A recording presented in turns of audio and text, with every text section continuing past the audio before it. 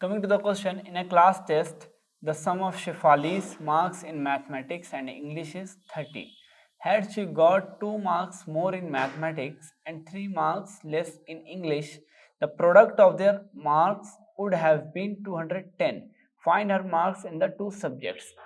हमें यहाँ पे क्वेश्चन में क्या दिया हुआ है कंडीशन? सम ऑफ शेफालीस मार्क्स, उसका मैथमेटिक्स और इंग्लिश का जो टोटल मार्क्स है वो कितना है? 30 है। अगर शेफाली को 2 मार्क्स ज़्यादा आ जाते हैं मैथमेटिक्स में और 3 मार्क्स जो है वो कम आते हैं इंग्लिश में, तो प्रोडक्ट क्या हो जाएगा उन दोनों सब्जेक्ट्स के मार्क्स का? मैथमेटिक्स और इंग्लिश के मार्क्स का प्रोडक्ट हो जाएगा 210। हमें मालूम क्या करना है? दोनों सब्जेक्ट्स में उसके कितने मार्क्स हैं वो हमें फाइंड आउट करना है। सबसे पहले जो अजम्पशन होगा हमारा वो क्या होगा? लेट शेफालीज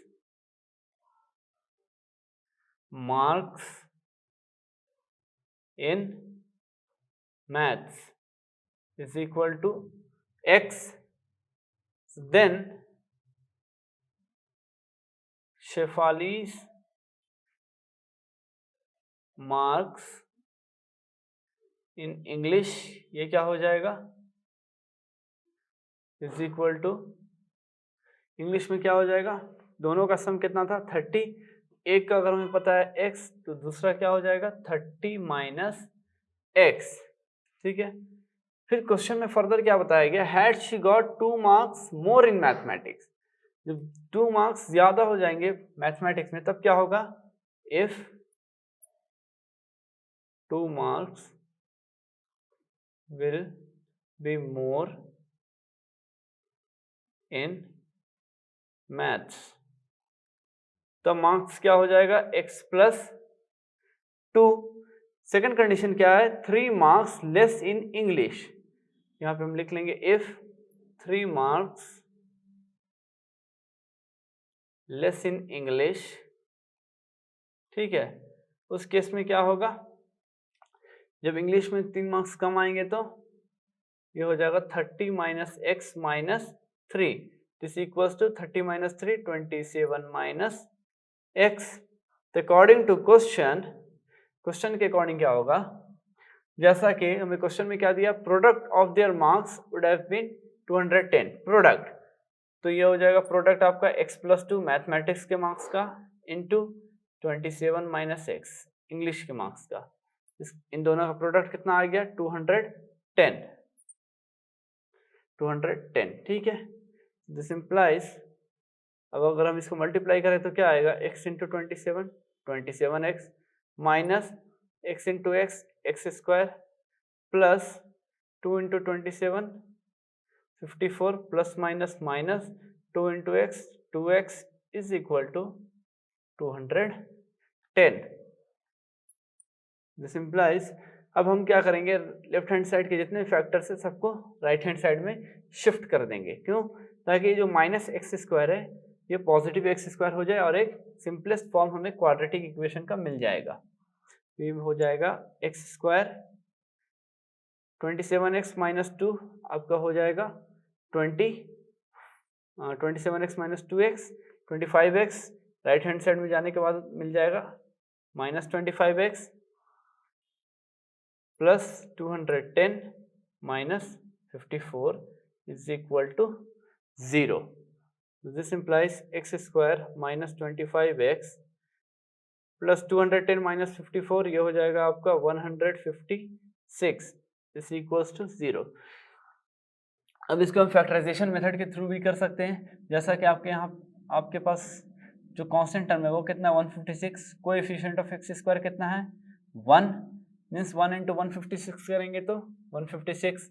और जब एलसीएम हम निकालेंगे 156 का तो वहाँ 2 फैक्टर्स हमें मिलेगा, एक 12 एक 13, 12 इंटू 13। हमारा इक्वेशन क्या है? X square minus 25x plus 156 is equal to 0। तो अगर हम लोग इसको फैक्टराइजेशन मेथड के थ्रू इवेल्युएट करेंगे कि जो हमारा माइनस 25x का जो फैक्टर है इसको हमें क्या करना है? 2 फैक्टर में फैक्टराइज कर देना है। तो जैसा कि आपके पास नंबर क्या है? 156। 156 का अगर जहाँ तक बात है, अगर हम एलसीएम निकालते हैं तो एक फैक्टर हमारा रहेगा 13, एक फैक्टर आता है 12, क्योंकि 13 इंटू 12 क्या हो जाएगा? 156। तो जब 25 को अगर हम दो फैक्टर में अगर फैक्टराइज करने के लिए चाहेंगे तो 13 और 12 का जो फैक्टर्स आएगा तो हमें पता है सम जो होता है 13 और 12 का वो क्या होता है 25 हो जाता है। लेकिन सम करने के वक्त एक चीज ध्यान रखना है, सबसे इंपॉर्टेंट जो है वो है साइन कन्वेंशन। साइन कन्वेंशन दोनों का ही नेगेटिव होना चाहिए, तभी जा करके ये -25x आएगा। जैसे अगर हम 13 और 12 के फैक्टर से कर रहे हैं तो क्या होगा x square minus 13x minus 12x plus 156 is equal to 0। तो अगर आप ये दोनों फैक्टर को अगर देखेंगे -13x माइनस 12x, इन दोनों का सम क्या हो गया -25। प्रोडक्ट क्या हो जाएगा -13 into -12 is equal two plus 156। तो सम भी सेटिस्फाई हो रहा है और प्रोडक्ट भी सेटिस्फाई हो रहा है। अब यहाँ से हम x अगर कॉमन निकालें ये हो जाएगा x माइनस 13 माइनस यहाँ से अगर 12 कॉमन निकाल लें तो ये हो जाएगा x minus 13 is equal to 0। तो यहाँ से हमें दो फैक्टर मिलेगा, एक तो फैक्टर मिल जाएगा x माइनस 13 का इज इक्वल टू 0 और दूसरा फैक्टर क्या मिलेगा x माइनस 12 का this equals to 0। Therefore x की वैल्यू इस केस के लिए क्या हो जाएगी 13 और x की वैल्यू इस केस के लिए 12। तो यहाँ पे दो वैल्यूज हमें मिल रहे हैं, एक x इज इक्वल टू 13 और दूसरा x इज इक्वल टू 12। तो पहला फैक्टर क्या है हमारा x इज इक्वल टू 13। तो यहाँ पे लिख लेते हैं हम if x is equal to 13। तो x क्या था हमारा मार्क्स इन मैथमेटिक्स, ठीक है। If x is equal to 13 होगा देन मार्क्स इन इंग्लिश क्या हो जाएगा, ये हो जाएगा 30 माइनस एक्स, मतलब 30 माइनस एक्स की वैल्यू क्या है 13, दिस इक्वल्स टू 17, ठीक है। अब उसी तरह अगर नेक्स्ट फैक्टर लेते हैं x इज इक्वल टू 12, यहाँ लिख लेंगे if x is equal to 12 means अगर x क्या है हमारा मार्क्स इन मैथमेटिक्स, मतलब अगर 12 मार्क्स आते हैं मैथमेटिक्स में तो इंग्लिश में कितने मार्क्स आएंगे। If x is equal to 12 then marks in English is equal to 30 minus x, तो ये हो जाएगा 30 माइनस एक्स की वैल्यू क्या है 12, दिस इक्वल्स टू 18। तो ये दो पॉसिबिलिटीज आ रहे हैं हमारे पास। सबसे पहले हमने क्या किया, क्वाड्रेटिक इक्वेशन के फॉर्म में, नॉर्मल क्वाड्रेटिक इक्वेशन के फॉर्म में ये गिवन कंडीशन को हमने लिख लिया।